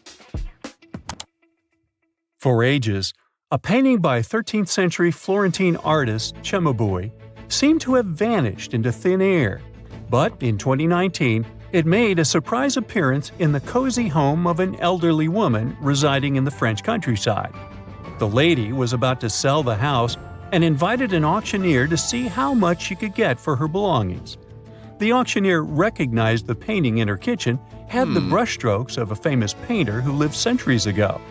Expertise confirmed that it was an original, a part of a series made in the 13th century, and one of only 11 paintings by Cimabue left in the world. Infrared light even showed the subtle corrections the artist had made during the creation process, proving it was all real. The new owner paid over $26 million for the painting. I'm guessing it was before taxes. The most expensive stuff in the universe! Yeah, grandiose. Is called antimatter. Its existence was first theorized in 1930 when the electron was discovered. Scientists thought it might mean the exact opposite should exist too, and they called this hypothetical particle positron. Later, antipodes of other elementary particles, protons and neutrons, were proven to exist as well. Morons came later. When a particle and its evil twin collide with each other, they disappear, releasing literally tons of energy, 10,000 times more than a nuclear reaction does. But there's a catch. It takes about 100 billion years to create just 1 gram of antimatter, and it can only be created using the Large Hadron Collider. That's why the cost of this substance is about $62 trillion. And we're not even close to getting that much. Throughout the entire history of space observation, only 2 objects from another star system, or maybe even another galaxy, have entered our solar system. The first one was the Oumuamua asteroid, discovered in 2017. The second was Borisov, a comet found in August 2019. The cloud of dust that surrounds it allows scientists to learn more about substances that may have come to us from another galaxy. An unusual teardrop-shaped star was found. It has almost twice the mass of the Sun and looks like a big drop of lava because of the dwarf star hanging out nearby. The little buddy attracts the energy of its big brother and distorts its surface. Black holes can do that too. There's a star about 215 million light-years away from us that got spaghettified because of the gravity of a black hole nearby. Astronomers on Earth had to use dozens of telescopes to register the event. In the end, they saw a black hole gobbling up a star, which stretched until it became a thin ray of matter. As it was eating, the hole also ejected billions of tons of star material into space. About 250 million light-years away, though, there's a miraculous survival story. In 2020, a red giant came too close to a massive black hole, 400,000 times heavier than the Sun, and got caught in its gravitational pull. Normally, this means there's no escape. Once a black hole catches something, it will never let go of its prey. In this case, the star somehow managed to get away. Most of its outer layers were slurped away by the hungry black beast, leaving behind only the molten core, a white dwarf. And using this loss of mass, it ripped itself from the black hole's tug and started circling it at an ever-increasing orbit. Scientists are sure the white dwarf is still imprisoned forever, though, because the hole continues to chip away at it even as it gets further. In the end, the star will cool down and become a planet that looks much like Jupiter. But that might only happen in about 1 trillion years. I won't be around then. And much longer than the universe has been around so far.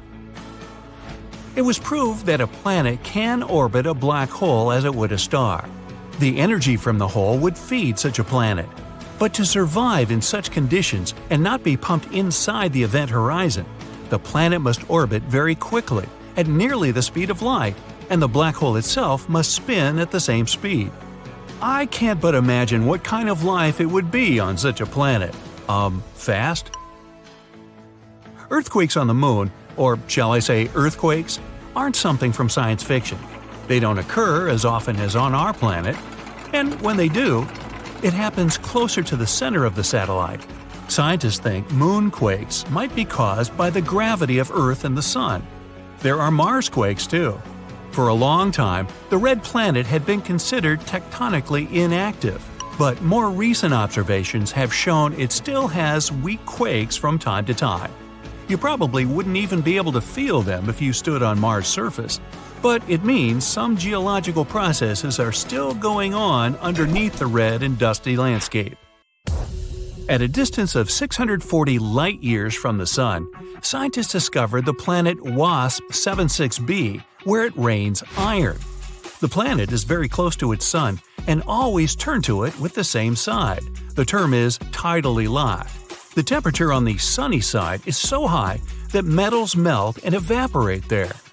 The other half of the planet is cool enough that metals condense again and fall down as rain. Speaking of tidal locks, our moon is the same way. There's no dark side to our satellite, it's just always turned to us with one side. When the moon happens to be in between the Earth and the Sun, what we call its dark side becomes brightly lit. We just can't see it from our planet. Figures. Turns out there are plenty of planets in the universe, and even in the Milky Way galaxy, that have liquid or frozen water on them. The closest one is within our solar system. It's Europa, one of Jupiter's moons. Scientists are almost sure that underneath its frozen surface, there's an actual ocean of water. But it's too soon to be hyped about possible life on other planets. Liquid water is only one of many things that have to come together for life to appear on a planet. In fact, there's a place millions of light-years away where there's a whole floating space cloud made entirely of water.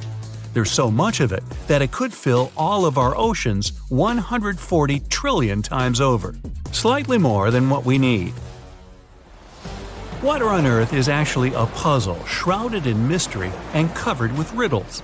The most popular theory is that it was brought to our planet by icy comets and asteroids that left behind not only mighty craters, but the liquid substance thanks to which we can now thrive. But in space, there's a whole lot of organic matter, and under specific conditions, it could yield so much water it would be enough to fill our oceans 1,000 times over. Researchers conducted an experiment in which they heated this organic matter and obtained clear water and oil. If this is confirmed in future studies, it could mean that even oil appeared on Earth not only thanks to fossilized remains of living beings, but came from outer space as well. And yet, there just might be about 6 billion Earth-like planets in the Milky Way galaxy alone. The latest data has shown that every fifth Sun-like star can have at least one planet in its habitable zone. And not just any planet, mind you. It has a rocky core and surface, and it's of a comparable size to the Earth. Being inside the habitable zone of a star, such a planet would have high chances of becoming home to living creatures. microbes at least. And if there are billions of these planets in our galaxy, you could safely say that at least one of them is not only inhabitable but inhabited already. And now multiply this by the number of galaxies in the universe, also considering that many of them are much bigger than the Milky Way. This gives us billions upon billions of sun-like stars and Earth-like planets, and some of them are surely more like ours than others. Until recently, we thought our galaxy looked like a circular spiral, but recent research has shown it looks more like a Pringles chip. Scientists measured the distances between the Sun and other stars and created a three-dimensional map of the Milky Way based on this data. It turned out that our galaxy is slightly curved at the edges and takes an S shape. At this, we might be able to walk upright because of supernova explosions. About 2.5 million years ago, a supernova sent cosmic rays to our planet. They triggered a series of electrical storms in the Earth's atmosphere, which turned into thunderstorms. Those, in their turn, caused wildfires in Northeast Africa, where our earlier ancestors lived. Fires turned the forest area into a savanna, the atmospheric pressure changed, and our ancestors had to stand on two legs to survive. The biggest explosion since the Big Bang was registered in 2019. This happened in the Ophiuchus cluster, which unites thousands of galaxies. According to scientists, the blast was equal to 20 billion, that's 18 zeros, megaton explosions happening once a millisecond for 240 million years. I'll have to trust that. My math is not that good. Remember the asteroid that wiped out the dinosaurs on Earth? Who could forget? There might have been another space show that ended badly for at least 75% of all life on our planet in the past. Roughly 360 million years ago, a supernova explosion occurred about 65 light-years away from us, and the cosmic rays sent by it swept away the ozone layer of our pretty blue ball. If it had been any closer, all life could have easily been gone. Right now, the greatest threat for us comes in the form of Betelgeuse, not the movie, but a giant star about 600 light-years away. If it explodes into a supernova, we'll see it with unaided eyes even during the day. Just like Jack Sparrow from the Pirates of the Caribbean movies, Captain Kidd was a pirate who sailed around looking for treasure. Only he was less charming and more dangerous. As the legend goes, he was so protective of his loot that he is still out there, guarding it as a ghost. William Kidd, who became famous as Captain Kidd, was born around the 1650s. He told people his birthplace was Dundee, Scotland, but many people think it was a lie. When he was a young man, Kidd settled in New York City. He became friends with powerful people, including 3 governors. Some stories suggest he started his maritime adventures as a rookie on a pirate ship before becoming a well-known sailor. By 1689, Kidd had already become part of a pirate crew. When they were sailing in the Caribbean, Kidd and other men on the ship rebelled. They overpowered the captain and renamed their ship Blessed William, making Kidd the new captain. Kidd gained experience and even assisted certain countries during battles. Once, the governor didn't pay the crew for their services, and Kidd and his team attacked a French island, Marie Galante, and looted it, collecting a huge amount of money. In 1691, Kidd married a woman named Sarah Bradley, who was one of the richest women in New York. She had been married twice before him and was a widow. Her money came as an inheritance from her previous husbands. A few years later, the man in charge of New York, Massachusetts, and New Hampshire asked Captain Kidd to go after some pirates. This wasn't just any request. It had the support of the king and carried a lot of importance. If Kidd had said no, people would have thought he was disloyal and looked down on him. This was the start of the journey that made Captain Kidd famous as a pirate and a character in stories. This trip was funded by a few noble lords who were some of the most powerful people in England at that time. The king himself signed a letter that gave Kidd permission to be a privateer, which is basically a pirate who can do all piratey things with a legal license. This letter said that 10% of the treasure he may find would go to the king. To get some extra cash for the trip, Kidd had to sell one of his ships, the Antigua. And for his special voyage, Kidd got a new ship called the Adventure Galley. It was perfect for chasing pirates, with 34 cannons, oars, and a crew of 150 men. The oars were handy because they let the ship move even when the wind wasn't blowing. Kidd was very picky about his crew, choosing only the best and most loyal officers. But as the Adventure Galley sailed, something strange happened. Kidd was expected to salute a Navy yacht, but he did not. So, the Navy yacht fired a shot to show Kidd he needed to pay respect. But Kidd and his crew decided to do the opposite. They turned around and slapped their backsides in disrespect. After this, the Navy captain got angry and took many of Kidd's crew members to work for the Navy, even though privateer crews were usually free from this obligation. Kidd, short of men, sailed to New York, where he captured a French ship. To replace his lost crew, he hired a lot of known criminals, some of whom were likely former pirates. In September 1696, Captain Kidd set sail for the Cape of Good Hope in Africa. His journey faced troubles right from the start. Cholera caused many of his crew to get sick and pass away. Even worse, their brand new ship started to have lots of leaks. Kidd was also on a mission to catch some pirates in the Indian Ocean, but he couldn't find them. As his big plan started falling apart, Kidd got desperate to make money to cover his costs. The worst happened a few months later.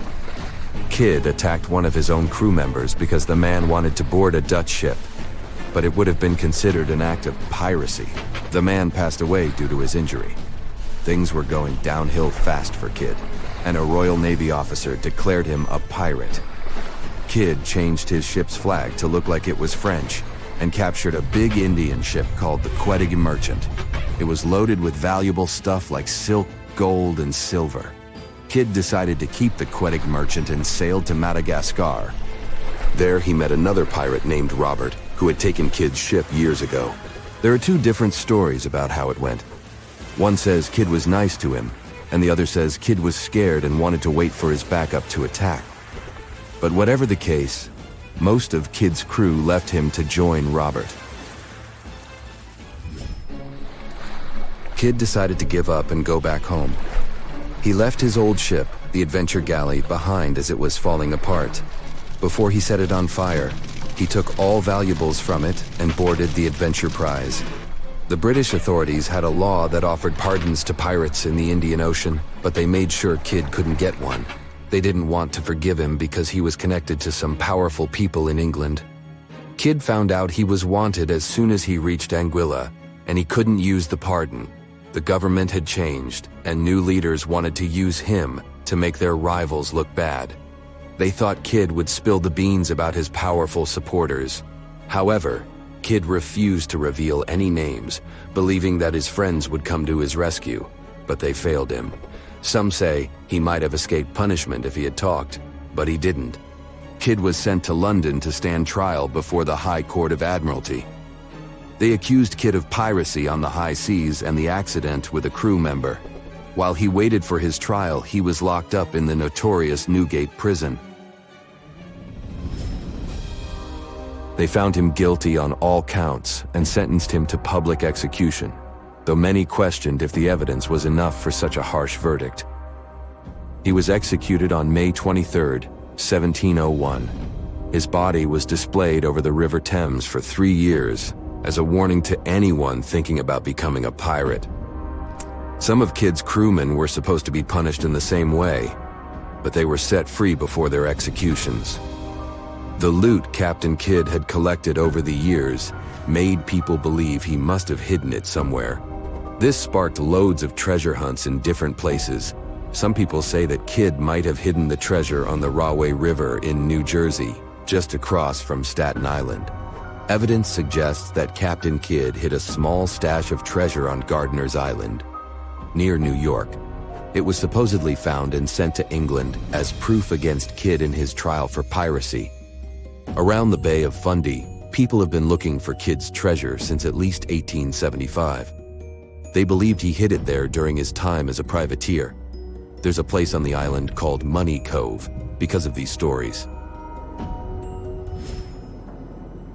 Considering how Kidd met his sad and unfair fate, it's not surprising that people have claimed to see the ghost of Captain Kidd. Some people reported spotting him at Trinity Churchyard as if he was searching for his own grave. There's also a story of two men who tried to look for Kidd's jewels in 1825. They actually found a treasure box. But before they could crack it open, the ghost of Captain Kidd himself rose up from the ground next to the treasure chest. This sight was so terrifying that it made the men pass out. Both of them claimed to have seen a truly creepy figure emerge from the earth. It breathed out sulfur fumes and seemed to glide over the ground. Thankfully, there is no solid evidence that confirms these ghost stories. No matter what happens, don't stop! We almost got it! Two treasure seekers are digging frozen ground in a cornfield at night. It's raining hard, lightning is flashing, but these two guys keep working. And now the shovel hits something solid. No way! A treasure chest! They start digging faster and find a piece of a ship's engine. What the? Far from the seas and lakes, somewhere under the fields of Kansas City, they found a giant sunken ship. How is this possible? Now you'll see. Some people spend their lives searching for shipwrecks with treasures underground. One of them is explorer David Hawley. He's been looking for such ships far from the seas, rivers, and oceans for many years. He does this because he likes the feeling of adventure. The holds of these ships may contain chests of gold, antiques, and artifacts. And you can get a lot of money for them. David says you don't have to go into the ocean to find a sunken ship. They may be lying in your backyard.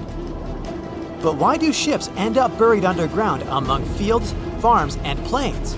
Let's find out using the example of steamboat Great White Arabia. According to old records, the newspaper clippings, this ship had been carrying about 200 tons of treasure before it sank in 1856. Many rumors and local legends said the ship was lying underground a few miles northeast of Kansas City. It was there because people deliberately altered the riverbed and channels of the Missouri River in the second half of the 19th century. They artificially brought the shores closer to each other. They narrowed the river to increase the flow's speed so boats could sail much faster. In the 19th century, steamboats were the most popular means of transporting passengers and goods. Before railroads, they extended the western border across the Mississippi and Missouri rivers and brought supplies to people. That's why it was so important to increase the speed of their movement. So, on September 5, 1856, Arabia was sailing along such an estuary. It came across a snag sticking out of the water. A piece of log quickly flooded the ship. Fortunately, all passengers were evacuated. But the steamer and its precious cargo reached the silt bottom of the Missouri River in a few minutes. Several years had passed. Everyone forgot about the vessel. During this time, the course of the Missouri River had changed. But Arabia remained under the wet, muddy bottom. The soil level above it was getting higher, and the ground was losing moisture. Eventually, many decades later, a cornfield formed above the sunken ship. In the 1980s, one farmer owned this area, and he had no idea what was hidden in his territory. David Hawley carefully studied the history of the sunken ships of the USA. He knew that hundreds of steamers had gone underwater all over Missouri, but most of all, he was interested in Arabia, as there were rumors that it was filled with gold and other valuable things. The territory of cornfields in Kansas was vast, but David Hawley knew how to search properly. In 1987, he started working. First, together with his brother and father, they collected all the clippings from old newspapers they could find. They were looking not only for information about the steamer, but also for maps of the Missouri River. They tracked its historical changes, checked the dates, and identified a large area where the steamer sank. Next, they used electromagnetic testing and other geological stuff to study the soil and find the right place. They searched for differences in ground moisture and density. Then they went through the territory with powerful metal detectors. And so, by the fall of 1988, they had determined the location of the steamer. Arabia was the size of a football field. This gigantic vessel lay 45 feet underground, 4 stories down. But before they started excavating, they had to ask the owner of the cornfield for permission. For the farmer, this news was a big surprise. He agreed on the condition that the excavations would be completed by spring so that he could sow a new crop. Digging a giant ship in winter is much more difficult and expensive than at other times. It includes additional equipment, electricity, and heating costs. The team worked day and night. They financed the excavations out of their own pocket. Each invested more than $10,000 and took out a bank loan. Finally, they noticed the first details of the ship. The shovels hit the huge engine boilers and the deck. The goal had been achieved. Most of the cargo lying inside the sunken ships is covered with rust, shells, mud, and is badly damaged. The contents of Arabia were in excellent condition, considering that the ship had sunk 130 years prior. Unfortunately, they didn't find the chests of gold. Still, they got several tons of other valuable cargo, household items of people who lived in the middle of the 19th century. It was a time capsule. The ship was carrying supplies for hundreds and thousands of people, and all these things were perfectly preserved. For example, they could clearly see the brand stamp Goodyear Rubber Company on one rubber shoe. The longer the excavations continued, the more things David and his team found. In the barrels, they found plates from the 19th century. They were intact and usable. Also, there were clean clothes, thousands of pairs of shoes, harpoons, frying pans, and umbrellas. The ship was carrying cargo to supply about 16 small towns. Yes, it's not gold, but such artifacts are also precious. The contents of the ship could be worth millions. However, the crew wasn't going to sell these things. They made a museum on the site of a former fruit market in Kansas City. If you go there, you will immediately feel like you're in a department store of the 19th century. There are thousands of items in good condition. Even the matches here are dry enough to light up. It took David many years to present the entire collection from the steamship. He values each of the items and doesn't want to sell them.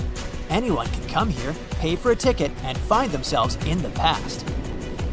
Who knows, maybe there's an old ship hidden in your backyard too. Geologists found an older vessel in the hot desert of Namibia in 2008. This ship sailed back in the days when pirates scared sailors on the seas, and now it's inside a dried-up lagoon. The ship sailed from Lisbon in 1533 and disappeared with the crew near a small diamond mining town. After almost 500 years, the hull had been badly damaged. Only the carcass of the ship remained, but the treasure hidden inside the vessel stayed intact. They carefully studied the boat for a long time, trying not to ruin anything. And then, 5 days later, they found a big old chest in the hold. Carefully opening it, they found gold coins there. Thus, the cost of the ship was estimated at about $10 million. The exact cause of the shipwreck is unknown, but experts believe the ship was destroyed by heavy cargo and bad weather. It went to the bottom of a lagoon that later became a desert. Some find an airplane in their backyard, others discover a ship, and one man found a passage to an ancient secret city in his house. This happened in Turkey in 1963. The owners of the building decided to make repairs. He went to his basement and knocked down the wall to turn this place into a living room. And so, behind one wall, he found a tunnel leading underground. The man thought it was some kind of a secret chamber. He went down there and realized it was something much more than that. It was an ancient city 18 floors deep. People built it in the years 780 to 1180 as a refuge from weather disasters and the invasion of enemies. This place also includes many underground tunnels that stretch for several miles in different directions. People could get to the town from different points using secret passages leading to these roads. The city can accommodate about 20,000 residents, livestock, and tons of food supplies. Archaeologists have also found a chapel, schools, stables, and public kitchens there. So, if you still haven't made your fortune, don't be too sad. There are huge amounts of money out there longing to be discovered. Look at this humble Chinese villager. At 51 years old, he accidentally made 4 million won, which is over $600,000, without doing anything special. The thing is, he and his son just found it in a pig while doing their basic chores they would do every single day. The stone they found inside the pig is called bezor, and I bet you've never heard of it before. It's not common in the West, but it's a big deal in traditional Chinese medicine. If you look at this stone, you may think it's ew. This 4-inch long, 2.7-inch wide treasure is hairy and looks a bit gross at first glance, and it doesn't get better. After discovering the stone, the father and the son took it to Shanghai for an appraisal, and it cost them around $6,000. But still, the initial expenses don't seem so big, considering they're a mere 1% of what that stone is worth. Now, not everything in an animal's belly is going to make you rich. Only the gallbladder stuff is real gold. I know that women can buy themselves flowers and write their names in the sand, but let's face it, women just love it when we offer them fancy bouquets. Still, today, it's much easier to do than it was in the 17th century. Back then, an average Joe would have to slave his way to afford just one flower. Somewhere around the 1630s, there was a tulip mania, where tulip bulbs cost more than gold. Okay, the price wasn't real. It was a speculative bubble way before all the other economic drama we see today. We just haven't learned our lesson yet. Back at that time, a single tulip bulb was sold for more than what a skilled artisan made in an entire year. And it wasn't just any tulip bulb. We're talking about bulbs with fancy colors and patterns that were rare and sought after. The tulip market was like the stock market at the time, with traders making deals in taverns and signing contracts with each other. It was all about supply and demand. And just like with any bubble, prices eventually crashed in February 1637, leaving everyone with empty pockets, scratching their heads, and feeling ill. Meanwhile, speaking of feeling under the weather, back in 15th century Europe, people turned to Egyptian mummies for relief from headaches, stomach issues, and even more serious conditions modern medicine still can't beat today. Embalmed bodies were thought to have some magical healing powers. But why did folks eat mummies in the first place? Well, it all started with a mix-up in translations. There was a substance called mumia that was considered super valuable for its healing properties. But when Western Europeans got wind of it through letters from other nations, they mistakenly thought it came from Egyptian mummies. This led to a whole fashion of medical mummy eating. People believed that consuming parts of mummies could cure all sorts of ailments. So they started raiding Egyptian tombs and selling mummies like hotcakes. Demand was so high that some shady characters even started making fake mummies out of… Trust me, you don't want to know it. I'll leave it to your imagination. But you can write your ideas in the comments. Fast forward to the Victorian era, and the enthusiasm with mummies was at an all-time high. Egyptomania was in full swing, with mummy unwrapping parties becoming a popular pastime. It wasn't until the late 19th century that the use of mumia finally fizzled out. One day, a dead sperm whale washed up on a beach in La Palma, Spain, and a professor was sent on a mission to crack the case of the animal's demise. Amidst crashing waves and the massive carcass, he stumbled upon a surprising revelation: a hefty 21-pound stone stuck at its intestines. But this was no ordinary rock. Valued at 500,000 euros, which is over $545,000, it turned out to be ambergris, also known as floating gold. Legend has it that this funky substance can be found floating in the sea or rarely washed up on beaches. It was discovered in the 1800s. It's actually formed from the indigestible bits sperm whales gobble up while feasting on squid, like their beaks. Over time, perhaps years, these bits clump together in their intestines, almost like a kidney stone, to create this valuable lump of ambergris. Now, you may ask yourself why a sperm whale's excretion costs way more than your house. But the answer is simple. It just smells good. Okay, it's not good. It smells divine. The aroma ranges from sweet to musky tones, and perfume makers go bananas for this stuff as it helps fragrances last longer. The more a substance called amberin it contains, the pricier it gets. And the color matters too. Black means less amberin, while white packs a punch. Cheaper options opt for synthetic alternatives, but top-notch perfumes go for the real deal. While using ambergris in perfumes is a no-go in the US, the French still adore this magical ingredient. By the way, over $500,000 is not a limit here. Some lucky fishers once scored a chunk of ambergris worth $1.5 million in the Gulf of Aden. Those sperm whales sure have some fancy intestines, huh? Now, next time you go grocery shopping, do not complain about prices, okay? At least you can easily afford any spice out there. Your many times great-grandfather somewhere in the Middle Ages wouldn't believe you that cinnamon and black pepper can be that affordable. Spices were worth their weight in gold and gems, driving the economy like nobody's business. Back in the day, food went bad faster than milk in the sun, so spices were a hot commodity to cover up that not-so-fresh flavor. European nations wanted to control the spice trade, which led to crazy expeditions to India and other Asian lands. The Portuguese, Dutch, French, Spanish, and English were all fighting for spice domination, setting up shop and making a mint along the way. Now, on to the exact prices. Back in 1393, saffron was as pricey as a horse, ginger as much as a sheep, and mace as costly as a cow. And a pound of nutmeg was worth 7 fat oxen in medieval Germany. That black pepper that we take for granted today wasn't just for seasoning. Peppercorns were actually used as currency in Europe. Towns kept their books in pepper. Brides got pepper as part of their dowry, and some landlords even accepted peppercorn rent. May I cover my utility bills this month with this fancy packet of cinnamon, sir? No? What? You think I should go out and get an actual job? Okay. Hey, that's a nice t-shirt, but does it come in purple? What?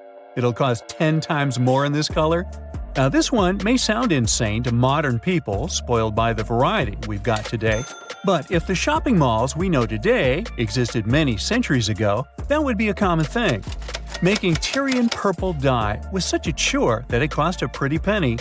It's rumored that purple dye was as valuable as silver. This led to purple fabrics becoming symbols of status, with fancy laws dictating who could wear them. Big-shot Roman leaders flaunted their importance by wearing white togas trimmed in Tyrian purple, while victorious generals rocked the grandest toga of them all, solid purple with shiny gold embellishments. Fast forward to the 4th century, and it was basically illegal for anyone in Rome to sport Tyrian purple except for the emperor. That's how exclusive it was. In fact, saying someone donned the purple came to mean they became emperor. The Byzantine Empire took tight control over Tyrian purple production, using it solely for their fancy silk fabrics. Fun fact, if a royal kid was born, they were literally born in the purple. But I digress. Tyrian purple may have been worn by the nobility, but the origins of this fancy dye are far from being noble. It came from the slimy stuff of 3 different sea snails. Each snail made a unique hue. One of them gave us a bluish purple, another one rocked a reddish purple, and there was even a snail that could help make a vibrant red dye.